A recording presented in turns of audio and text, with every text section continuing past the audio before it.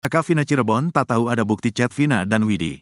Marliana, kakak Vina Cirebon menegaskan tak tahu menahu tentang bukti chat sang adik dengan Widi di malam kejadian tanggal 31 Agustus tahun 2016. Seperti diketahui chat Vina dan Widi ini menjadi bukti baru, novum, yang diajukan di sidang peninjauan kembali, PK, terpidana kasus Vina Cirebon. Bukti chat ini awalnya didapat dari hasil ekstraksi ponsel Vina yang dilakukan oleh penyidik. Hasil ekstraksi ini dilampirkan dalam berkas perkara namun tidak dibahas di dalam persidangan. Beruntung tim kuasa hukum Saka Tatal menemukan lampiran hasil ekstraksi di berkas perkara salah satu terpidana. Ternyata dari hasil ekstraksi terungkap adanya pesan, SMS, dari Vina kepada Widi di malam kejadian, tanggal 31 Agustus tahun 2016, pukul 22 jam 14 menit 10 detik. Hal ini meruntuhkan konstruksi kasus pembunuhan dan pemerkosaan yang ada di berita acara kasus Vina. Dalam berita acara disebutkan peristiwa pengeroyokan hingga berujung pembunuhan dan pemerkosaan itu terjadi mulai pukul 21.15 waktu Indonesia Barat. Sementara bukti ekstraksi justru menunjukkan pada pukul 22.14, Vina masih menghubungi Widi untuk mengajaknya keluar. Belakangan pihak kuasa hukum terpidana menemukan ponsel, tablet, Widi yang dipakai untuk komunikasi dengan Vina di malam itu. Setelah tablet ini diekstraksi, menunjukkan data yang persis dengan hasil ekstraksi ponsel Vina. Terkait hal ini, Marliana mengaku tidak tahu menahu adanya SMS itu dari awal. Dari awal, dia dan keluarga hanya mendengarkan cerita dari tim Ibtu Rudiana.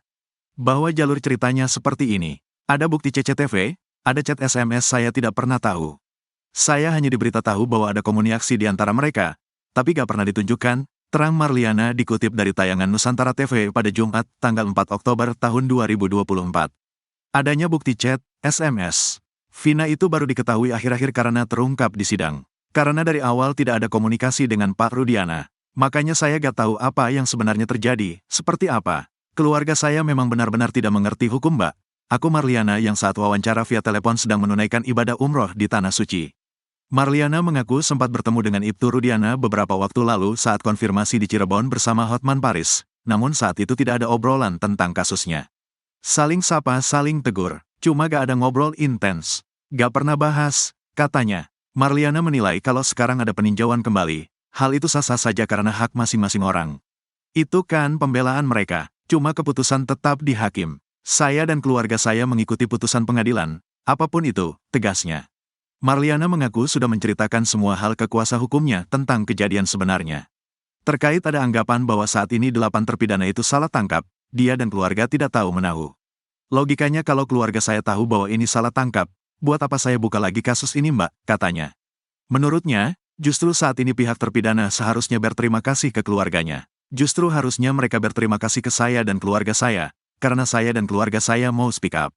Akhirnya semuanya terdorong mencari tahu faktanya, tegasnya. Marliana mengaku saat ini justru keluarganya disudutkan. Karena itu saat ini dia memilih mendekatkan diri ke Allah untuk mendapat ketenangan. Saya capek, lelah setiap kemana-mana orang melihat saya sinis. Kenyataannya saya tidak tahu menahu dari awal kejadian, pungkasnya.